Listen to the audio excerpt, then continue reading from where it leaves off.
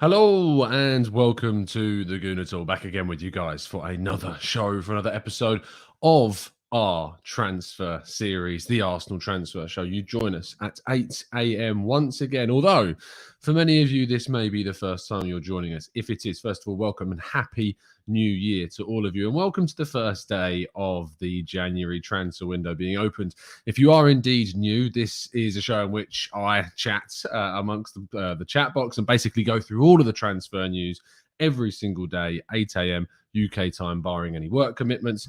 And yeah, we then have a discussion. We talk through them. We get through your questions in the chat box. And we're going to look forward to going through all of them across the next 31 days. And even after that, we continue on with our Arsenal news show into February, all the way through until June, when we then start the Arsenal transfer show once again for the summer window. And it just carries on and carries on. But good morning to everybody in the chat box. I hope you're doing good. I hope you're doing well. Good morning to Kaiser.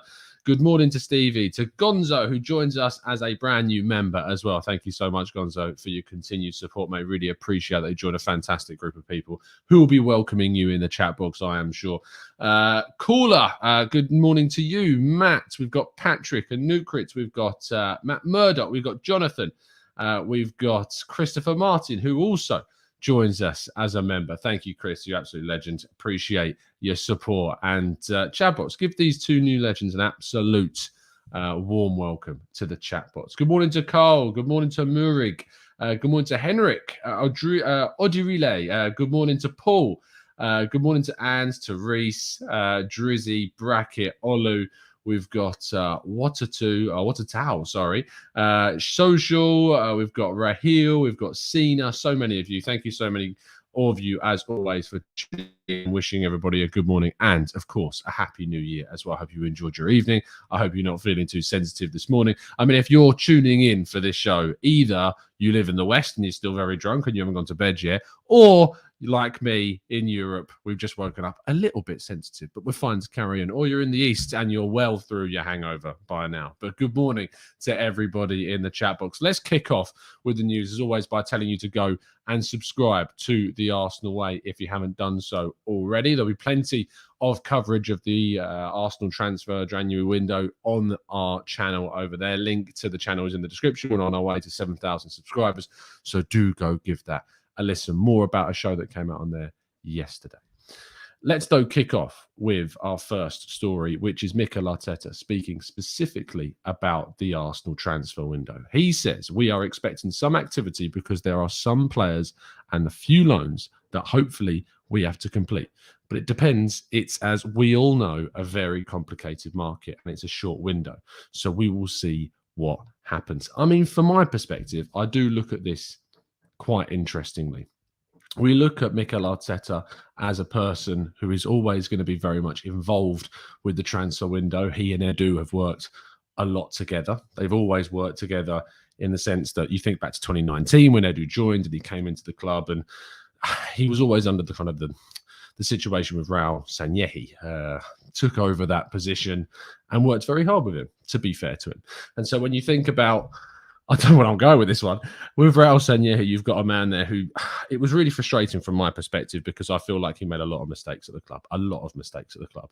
He came in with Edu and Mikel Arteta, and they've worked very hard to complete some deals in the summer, which was fantastic. This time around is different. This is now about taking Arsenal to that next level, taking Arsenal to the next stage of progression, which probably isn't going to happen in January, but there's some important work that needs to be done. I think that if we can get in, say, a big centre midfielder, a strong loan player, that could really push us towards the top four. But it's going to be something that we're going to need to focus on, and hopefully they're going to focus on in the next few weeks. Anyway, let's move on to the main stories of the day. Now, this isn't necessarily a transfer line, but it's certainly a story that we're going to be covering, and it's certainly a story that we're going to be looking through and hoping that it turns out to be true. He says, listen, they're not going to win the league this year, but in the next 2 or 3 years, if they can get into the top four, get a few big signings in, give them time to settle and see how the manager wants them to play, I'm going to put it out there. I think they can. To say that Arsenal can win the league right now would be crazy. But to say that Arsenal could win the league in a couple of years, I mean, it would take a lot of money being spent. It would take a lot of money to, the idea that Arsenal can catch up with Manchester City, with Liverpool, it would take a ridiculous amount of money. And to see Arsenal going for the title, to compete with how much money Man City and Liverpool and these clubs are spending, I mean, we'd have to do what we did in 2020, or 2021 rather, in the summer, where we spent £150 million every single year. We could do that, but I feel like there is a smarter way to do it. I feel like Arsenal and Edu are working very hard to do it. And I think we're seeing a situation where we're going to see players join the club along these kind of young profile lines that improve the squad overall. So fingers crossed we do see that. Indeed. Let's move on, though, to the first main transfer story of the day. And Aubameyang. Now, I was speaking with Chris Wheatley yesterday on the Arsenal Way and Kaya Kainak. So do go and watch that show. It was our press box show yesterday. It came out, I think, around 5 p.m. UK time. Still on the channel if you haven't already watched it. And interestingly, Chris talked to us about how Aubameyang can be a player where we may have seen the last of him, which is, when you really think about what Aubameyang's done for this club in the career he's had, the fact that he's going to leave in such a fashion and in such a disgraced way, I mean, from my perspective, it's a bit of a shame, but you can't behave the way that Aubameyang has behaved during his time at the club. You just can't, especially the amount of money that we're paying him, especially considering we've given him the captaincy.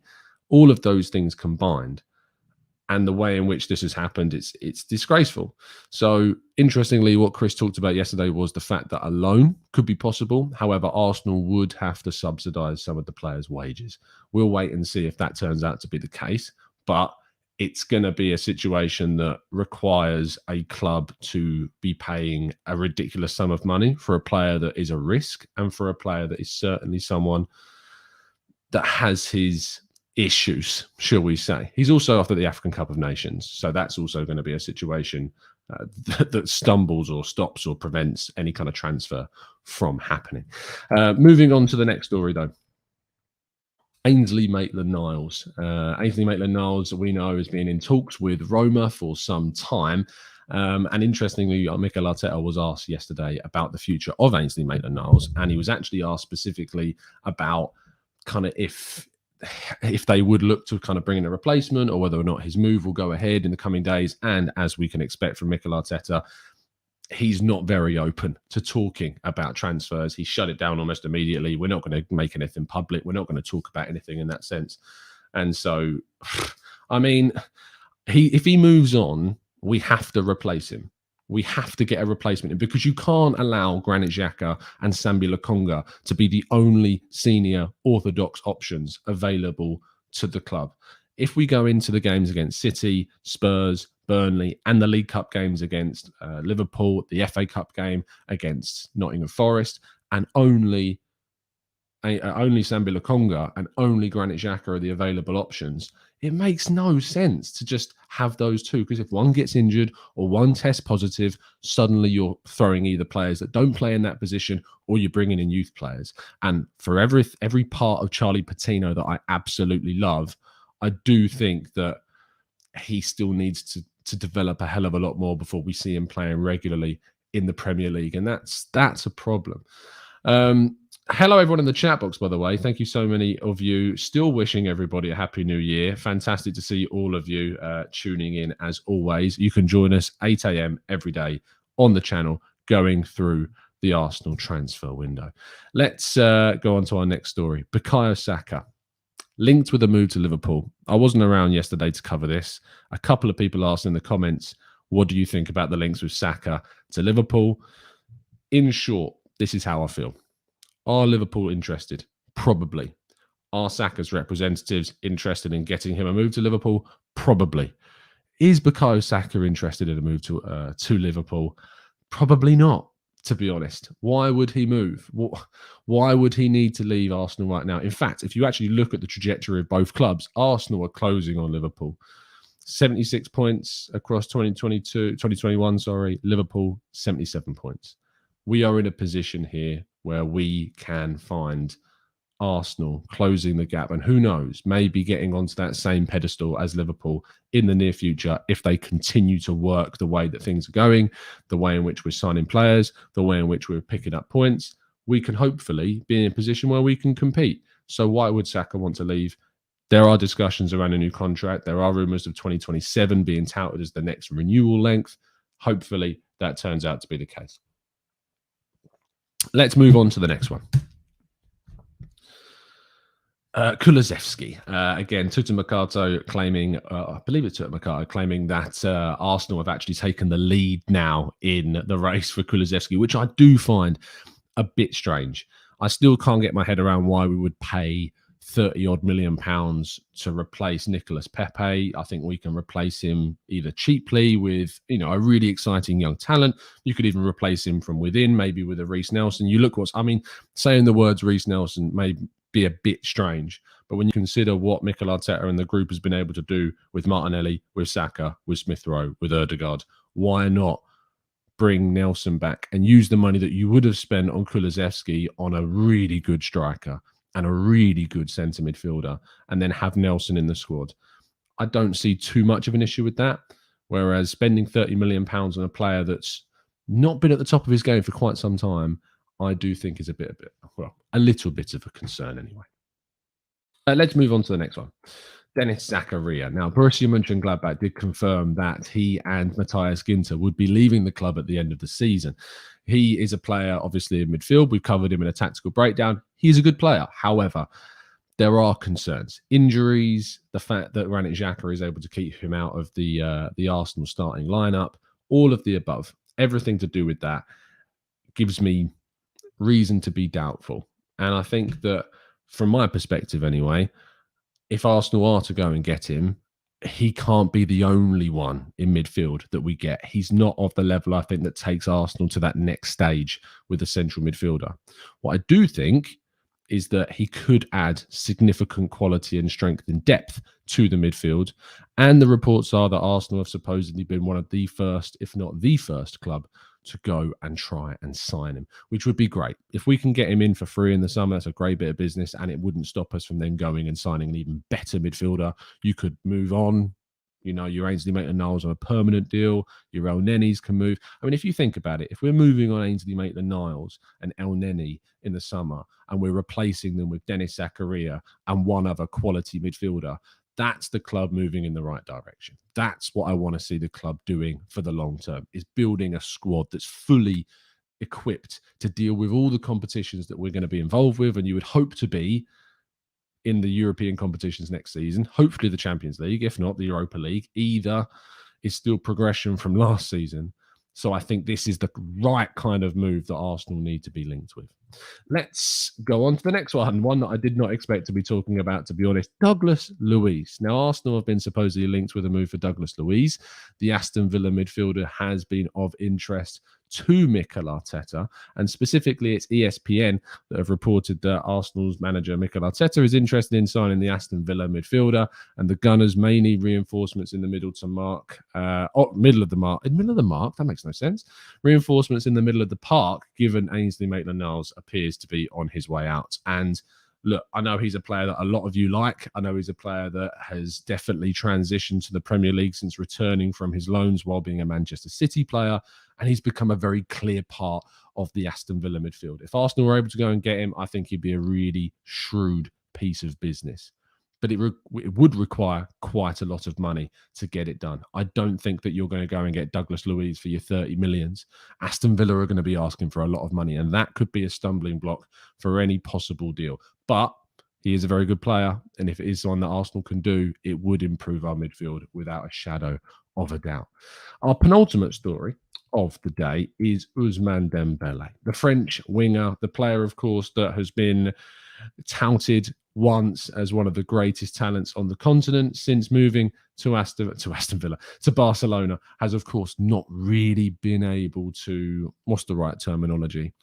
He's not been able to be consistent, mainly because of the silly amount of injuries that he has had to deal with during his time there, mainly hamstring problems.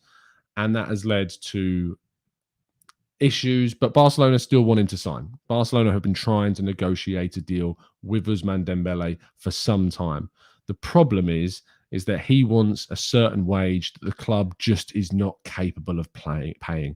they're in a situation where they have to be very, very careful with how they spend their money, with where that money goes. And they've just signed Ferran Torres for 55 to 65 million euros and on a very decent wage. And without moving certain players on or restructuring the wages of their club, they're not going to be able to use Ferran Torres. So this opens up the opportunity for clubs to come in for Ousmane Dembele. It looks increasingly unlikely that he will stay because the wage demands are just simply not being met at the club.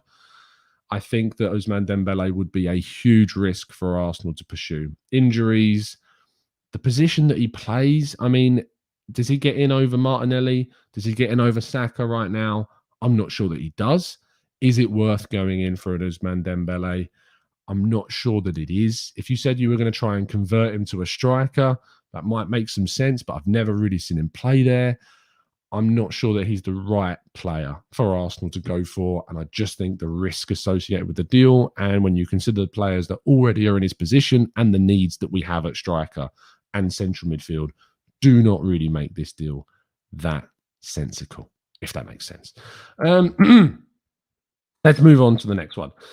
Nicolo Shearer, Bruno Guimaraes, reportedly by Nicolo Shearer, says Arsenal are really interested in Lyon midfielder Bruno Guimaraes. Edu loves him and has open talks to try and sign him. Shearer added, let's see what happens in the transfer market, and all the players have a price. It's not a simple deal for Arsenal, but Edu is working, and if arrives an important bid, Ulas could sell Bruno Guimaraes. This is like music to my ears. And in that sense, I need to be careful how I speak about it, because you can get very easily carried away with the idea of a player as soon as you start seeing some reports linking them to Arsenal. How reliable is this information? I would take it with a pinch of salt. I have no doubt in my mind that Arsenal are really interested in Bruno Guimaraes. Arsenal have been interested in this midfielder since he was at Atletico Paranaense in Brazil, and I don't think that interest has gone away. Whether or not Arsenal can sign the player in January is another question. What I would say is that the reports from Brazil suggest that Lyon would be asking for a figure of around 45 million euros. So around 32 to 35 million pounds is what it would take to bring him into the club. Would I sign him? Absolutely. He's a brilliant, brilliant player. But I'm not going to get my hopes up, because I feel like I'll be disappointed if he turns out not to be the player that we go for. For me, he's my number one pick. He's brilliant defensively. He's brilliant going forwards. He's got 5 assists from a deep central midfield position. He's very direct in his passing. He's good on the ball. He's physical. He's positionally very good. He's got all the traits of a brilliant midfielder, and certainly one that I think, alongside Thomas Partey, would be brilliant. And certainly one that in the long term, he could form an amazing partnership with Sambi Lokonga. But the fact that he's got 5 assists from such a deep central midfield position, it shows how influential he is on the teams that he plays for. And I think that a 30 to 35 million pound move would prove to be one of the bargains of the year, if not just the window. So if it's available, if we can do it, we absolutely should. That continues the news. We're going to be around for 10 more minutes or so answering your questions. So if you do have any questions that you'd like to answer in the chat box, then please do throw them in, and we will do our absolute best to go through them. Let's go through them.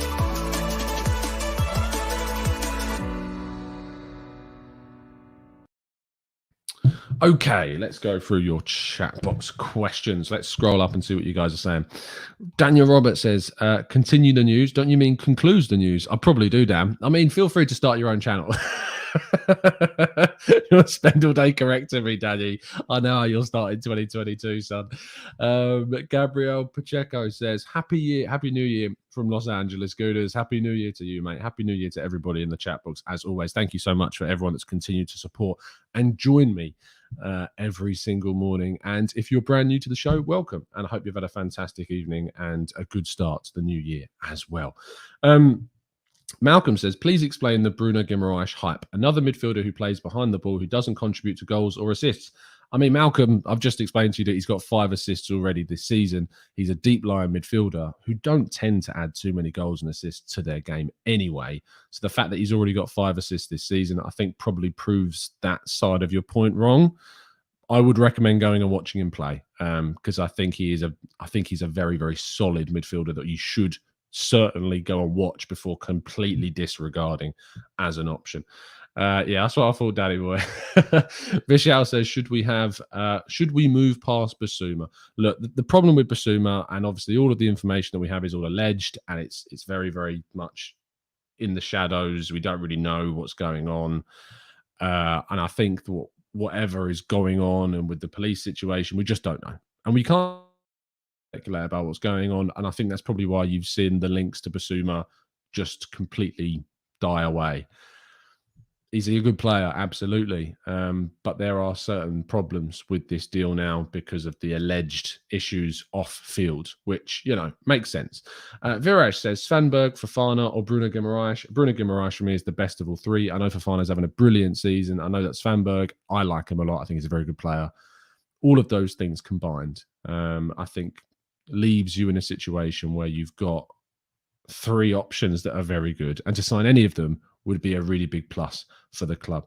Alpha says, Tom, how good is Bruno Guimaraes' defensive side of his game? Look, you know what? It's probably the right time to do a tactical breakdown update on Bruno Guimaraes. So I will work to get that to you. So for anyone that's got any questions about Bruno Guimaraes, we'll do a dedicated show on the Brazilian and get you up to date with how he is and who he is as a player.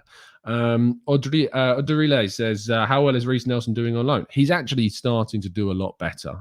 He scored his first goal in the last Europa Conference League game against Maccabi Haifa. He got his first start in the Eredivisie in their last game in a 3-0 win over Heerenveen. He's actually playing more on the left-hand side, but has played on the right-hand side.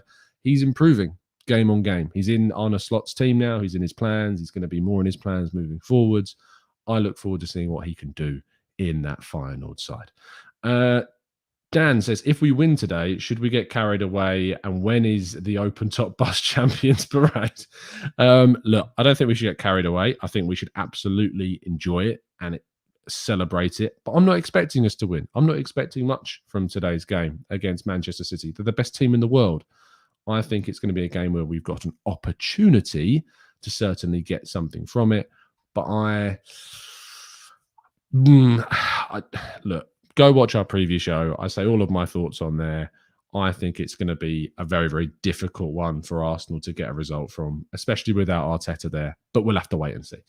Gonzo says, should we be looking to get another young centre-back to grow with Saliba as we start to phase out Murray and Holding, like what White is to Gabriel right now, except coming in for European games and injuries? Well, yes, arguably we could. But what I would say is that we've got a couple of good youth centre-backs that are coming. In fact, we've got 3 that I can think of, arguably more.